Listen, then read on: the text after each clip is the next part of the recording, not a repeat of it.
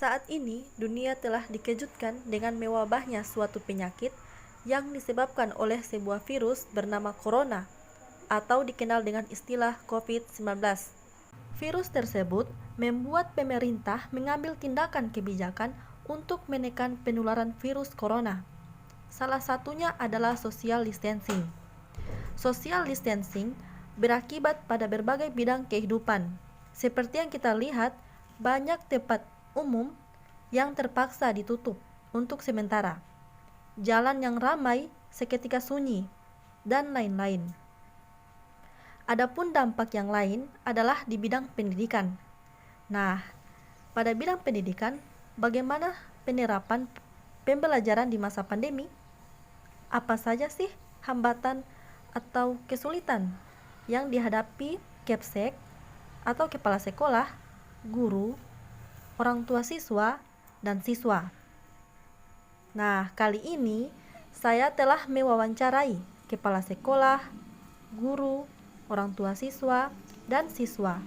Namun sebelum itu, izinkan saya memperkenalkan diri.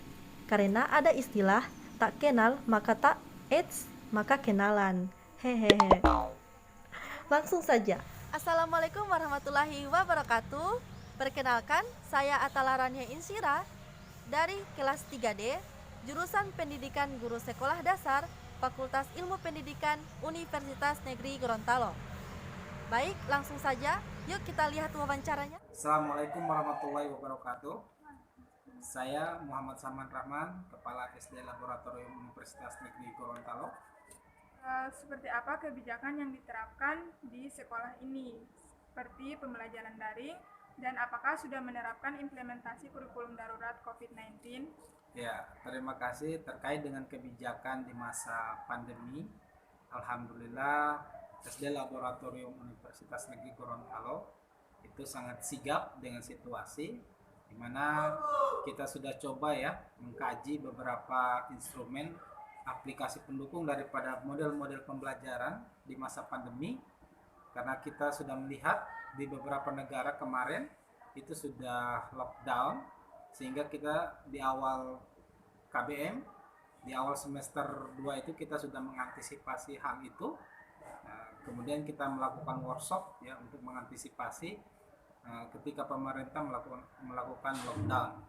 Ya, alhamdulillah seminggu sebelum di lockdown ya secara nasional itu SD Lab UNG itu sudah melakukan workshop tentang mengkaji aplikasi-aplikasi, diantaranya ada Zoom, ada Meet, ada Teams. Itu kita sudah kaji seperti apa dampak positif dan negatifnya, kelebihan dan kelemahannya di mana. Kemudian kita putuskan aplikasi apa yang akan kita gunakan ketika nanti dalam proses pembelajaran secara daring itu sendiri. Alhamdulillah teman-teman guru di sini sudah bisa fight dengan hal itu, dan di semester 1 tahun ajaran 2020-2021 kemarin juga kita sudah melakukan evaluasi dan tindak lanjut daripada proses pembelajaran yang sudah dilaksanakan pada semester 2, di mana teman-teman guru kita berikan workshop bagaimana membuat konten video pembelajaran yang bisa dikatakan sangat luar biasa ya kemampuannya, mulai dari guru-guru kelas 1 sampai dengan kelas 6, begitu juga guru-guru bidang studi. Mereka mampu membuat video ya dan mengeditnya langsung. Mereka menggunakan 3 aplikasi ya, diantaranya ada Filmora, ada Camtasia, kemudian ada Videopad, dan masih ada aplikasi-aplikasi penunjang yang lainnya. Terkait dengan kurikulum ya, perubahan kurikulum dari Permen 37 ke Puskurbuk nomor 8 tahun 2020, kita sudah menyesuaikan untuk kurikulum SD Lab itu sendiri. Kita sudah menggunakan di tahun ajaran itu kita sudah sepakat ya, bukan cuma hanya di SD Lab, tapi kita sekota Gorontalo sudah sepakat untuk menggunakan kurikulum yang revisi. Nah, itu kita sudah buat, kita sudah beri catatan dalam dokumen 1 untuk sekolah, untuk KTSP-nya, atau yang bisa kita sebut kurikulum tingkat satuan pendidikan, yang isinya di sana adalah penyederhanaan daripada KD-KD dari Permen 37 ke Puskerbuk nomor 8 tahun 2020. Nah, tetapi di sana kita tidak menghilangkan, hanya mencantumkan KD-KD apa saja yang sudah disederhanakan dan dihilangkan. Dan kurikulum itu sebagai kesepakatan kami semua bahwa itu akan diajarkan 1 tahun full. Jadi nanti sekitar bulan Juni ya, itu baru dibuat lagi kurikulum yang baru. Nah, terkait dengan kebijakan-kebijakan itu kita sudah menyesuaikan, di mana untuk pembelajaran di SD Laboratorium Universitas Negeri Gorontalo pada dasarnya semuanya itu dilakukan dengan daring. Akan tetapi seiring perkembangannya ada orang-orang tua yang memang secara mungkin mereka terlalu sibuk sampai tidak mampu mengajarkan anak-anaknya, dan ada juga 1-2 orang tua daripada siswa SD Lab itu yang memiliki keterbelakangan ya dalam bidang komunikasi, bahasa, ya, karena konten-konten video pembelajaran yang kita buat, yang kita kirimkan baik melalui grup WA ataupun channel YouTube daripada SD Lab UNG, yaitu Labung TV Edukasi, ini orang tuanya tidak mampu memahami ya kalimat atau kata-kata yang ada dalam konten video tersebut ya, dikarenakan orang tuanya ini bukan dari Indonesia sendiri ya. Jadi mereka ada yang dari Jepang, ya ada yang juga dari Amerika ya, khususnya bagian Meksiko. Itu kita memiliki 2 orang tua yang memang memiliki keterbelakangan dalam bidang komunikasi, sehingga anaknya itu selalu diantar di sekolah, kita fasilitasi untuk melakukan pembelajaran secara luring di sekolah. Ya, seiring berjalannya waktu banyak juga orang tua ya yang ketika melihat proses itu terjadi, mereka juga mulai disibukkan dengan aktivitas dan rutinitas mereka karena sudah mulai bekerja masuk kantor, ya, sehingga mereka agak mengalami beberapa kesulitan ya.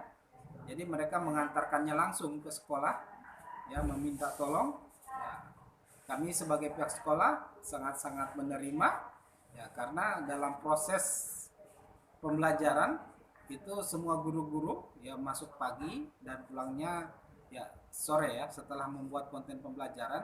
Jadi semua guru-guru itu kalau pagi itu biasanya berada di dalam ruang-ruang kelas. Nah, di sana mereka membuat video pembelajaran, kemudian merekamnya, dan masih banyak lagi. Nah, di dalam kelas itu kita sudah fasilitasi ya, di setiap ruang kelas itu ada green screen ya.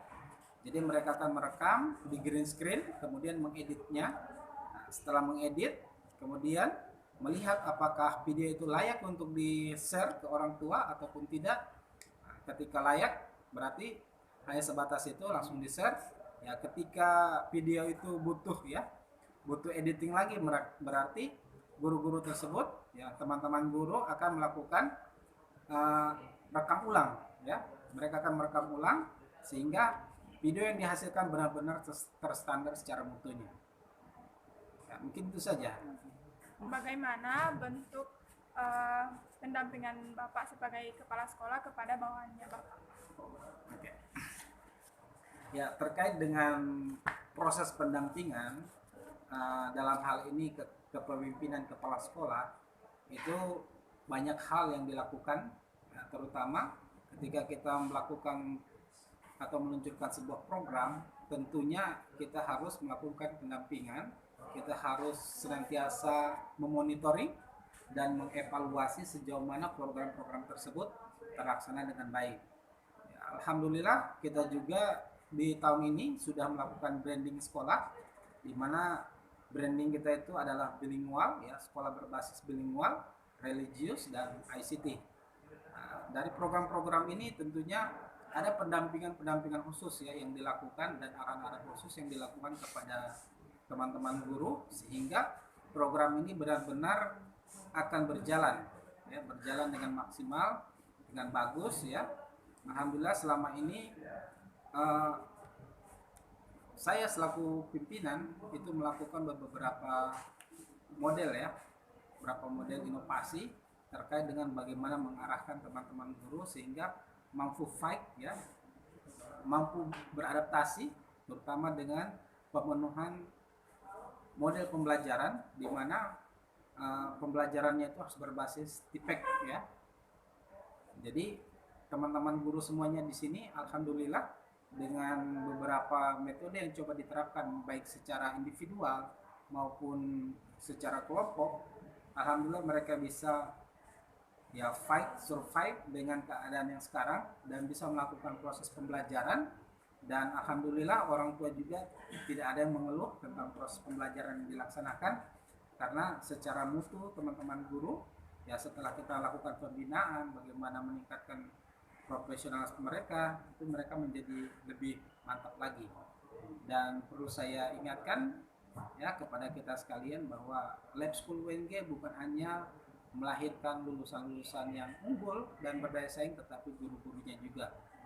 Nah, itu dibuktikan bahwasanya guru-guru dari SD Lab UNG ketika melakukan tes atau seleksi CPNS itu rata-rata setiap tahun ketika pemerintah buka itu banyak yang lulus. Contohnya tahun ini itu sekitar 4 orang yang lulus dengan murni. Itu menandakan bahwa pembinaan baik secara kepada guru-gurunya maupun kepada siswanya itu berjalan dengan baik.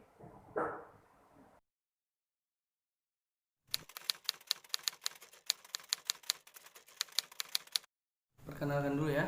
Perkenalkan, nama saya Abdurrahman Soleh, saya guru kelas 5. Kalau untuk penerapan kurikulum berjalan dan semestinya itu kita lihat dulu dari segi apa. Kalau dari segi pembelajaran, kalau daring kan kita di sini di SD Lab kan daring. Tidak ada namanya pembelajaran yang efektif itu sesuai dengan tatap muka. Jadi daring itu kan banyak kendala. Kendalanya pas pada saat proses pembelajaran itu biasanya kan tahu sendiri. Ada yang biasanya jaringan dan lain sebagainya. Nah, kurikulum sekarang kan kalau di kita di SD Lab itu kita mengajukan yang kurikulum K13 yang Permendiknas nomor 37. Akan tetapi itu sudah ada perampingan KD, pemberian ijazahnya itu sudah ada perampingan, itu sesuai dengan Balitbang. Jadi ada beberapa KD itu yang sudah dihilangkan. Nah, dengan adanya beberapa KD yang dihilangkan itu agak meringankan bagaimana peserta didik ini belajar. Maksudnya karena ada beberapa materi kita tidak dipaksakan materi semua full itu untuk yang sesuai dengan Permendiknas, tapi diajukan dengan Balitbang itu. Kalau untuk lebih kemana tadi pertanyaannya? Lebih ke penerapan. Nah, penerapannya ya dia 50-50, 50/50 lah bagi saya.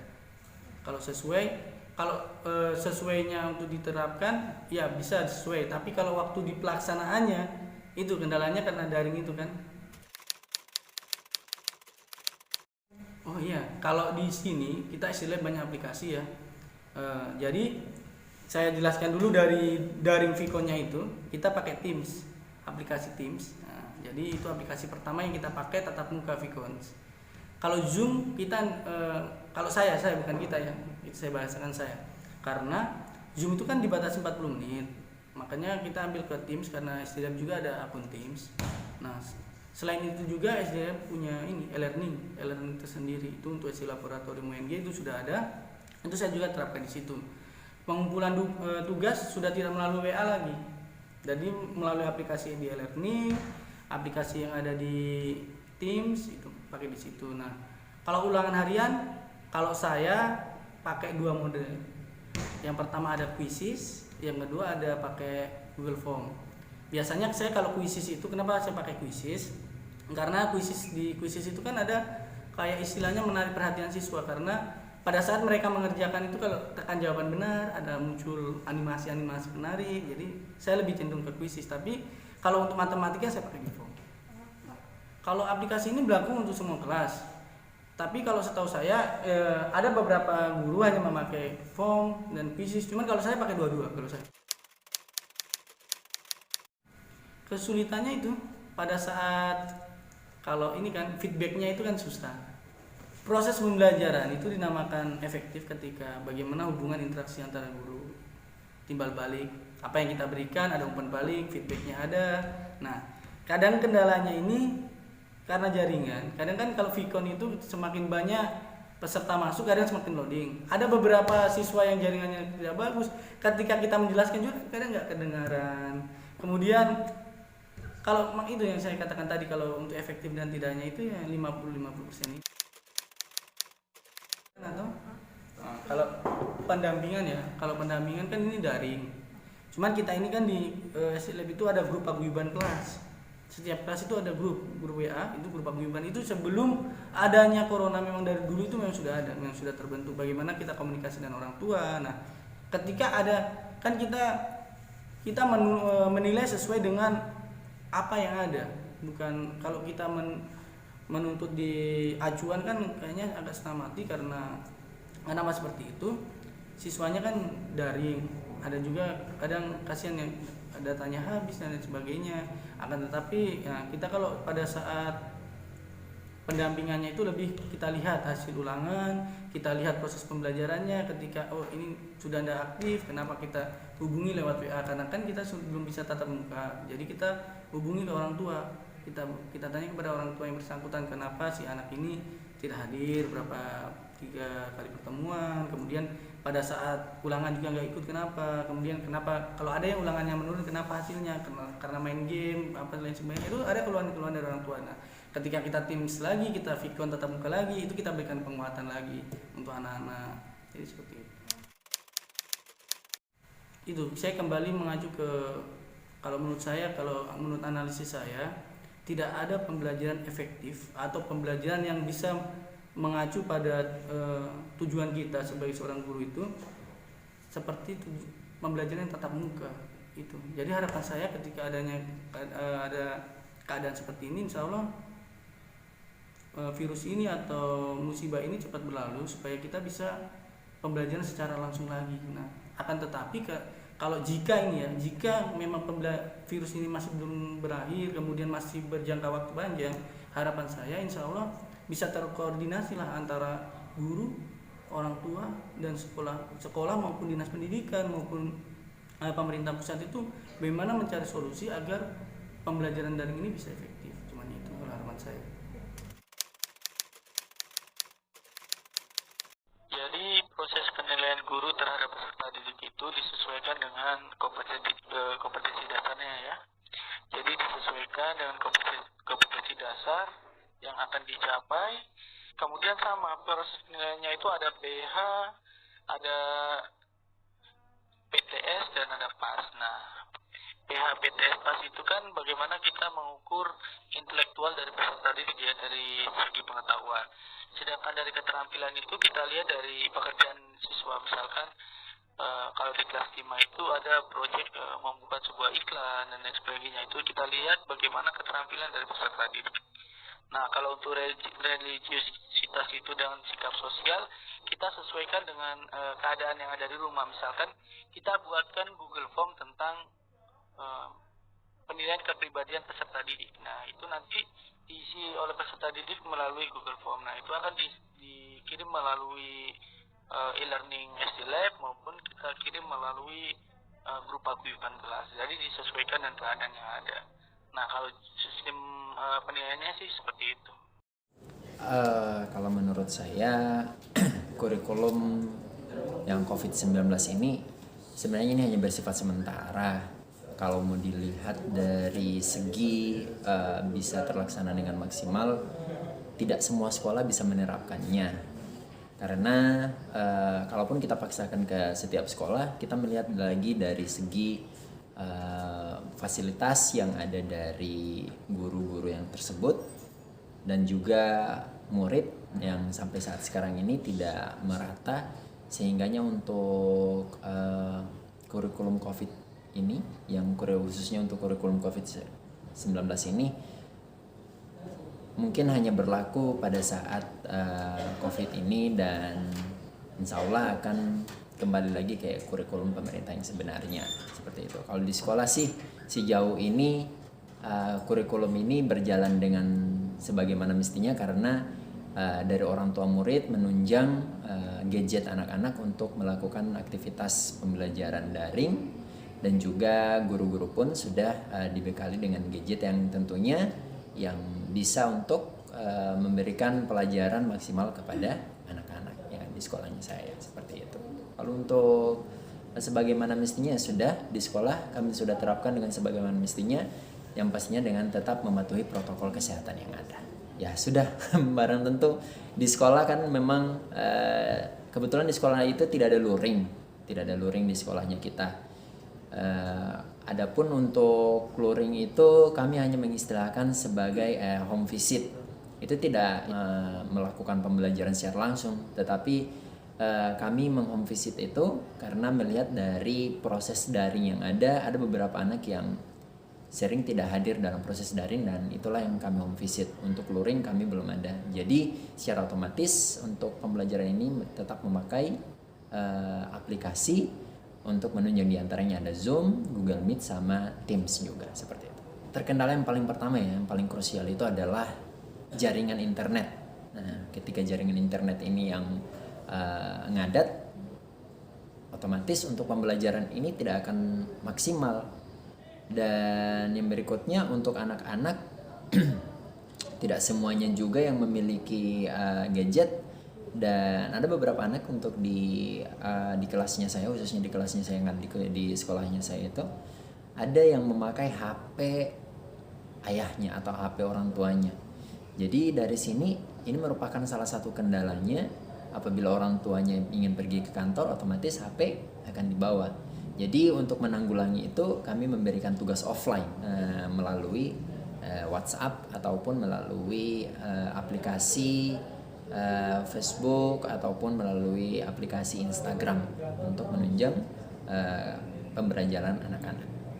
Bentuk pendampingan guru sejauh ini kalau yang ada di sekolahnya saya seperti saya katakan tadi, apabila mereka tidak sering masuk dalam pembelajaran daring, itu dia kita mengadakan pendampingan dengan melakukan home visit ke rumah mereka dan mencari tahu bagaimana dan apa saja menjadi kendala mereka, kenapa mereka tidak masuk pembelajaran daring, ataupun kenapa mereka sering tidak hadir. Karena ada beberapa yang setelah kami evaluasi, setelah kami melakukan pendekatan itu kepada orang tua, ada beberapa anak yang sudah mulai jenuh dengan aktivitas pembelajaran yang ada saat sekarang ini.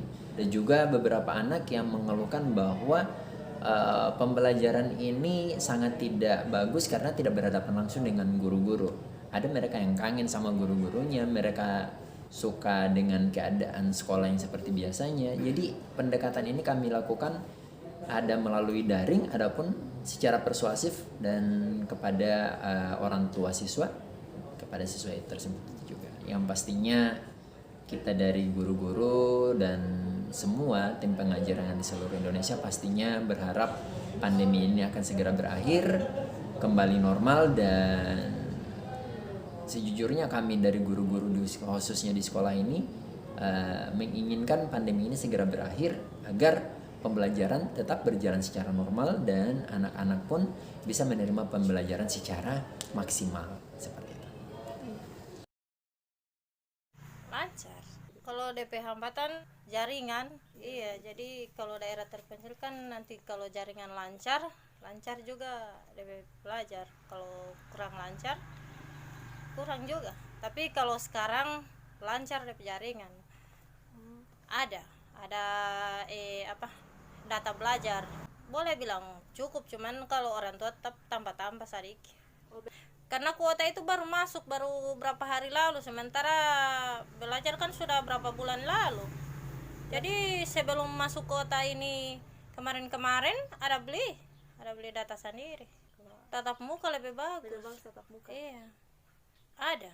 Kan setiap minggu sekitaran 2 kali guru-guru masuk sekolah kan. Jadi ada baru selama pandemi juga ada guru wali kelas dia datang di rumah mengawasi, kan ada belajar kelompok kan di rumah. Jadi ada guru mau datang mau pantau dorang tugas-tugas. Kan selama guru kan semenjak pandemi ini kan guru biasanya 1 minggu cuma 2 kali, ada cuma 1 kali. Jadi orang tua yang kasih apalagi kalau guru-guru kan cuma mau kirim di WA tugas-tugas cuma lewat tema, baru penjelasan cuma lewat video. Kadang kan anak-anak tidak mengerti. Dari sudut pandang siswa, menurut informasi yang saya dapatkan, mereka kesulitan dalam memahami materi. Selain itu, ada siswa yang numpang belajar bersama temannya karena siswa tersebut tidak memiliki handphone. Dan ada juga siswa yang tidak memiliki kuota untuk belajar. Nah, jadi pembelajaran saat ini, khususnya di daerah yang istilahnya jauh dari jangkauan pemerintah, sangat sulit dalam menerapkan pembelajaran daring atau online. Kurikulum darurat atau dalam kondisi khusus yang disiapkan oleh Kemendikbud merupakan penyederhanaan dari kurikulum nasional. Dalam penerapannya masih banyak terjadi kendala dan masalah baik dari pihak sekolah, guru, siswa, dan orang tua siswa. Untuk itu, diharapkan adanya kerjasama yang menyeluruh dari semua pihak untuk menyukseskan dan memperlancar pembelajaran di masa pandemi COVID-19. Sekian dulu video dari saya. Terima kasih telah menyaksikan. Mohon maaf apabila ada kesalahan dan kekurangan dalam video ini. Semoga video ini bermanfaat bagi kita semua. Wassalamualaikum warahmatullahi wabarakatuh. Kemudian dari sudut pandang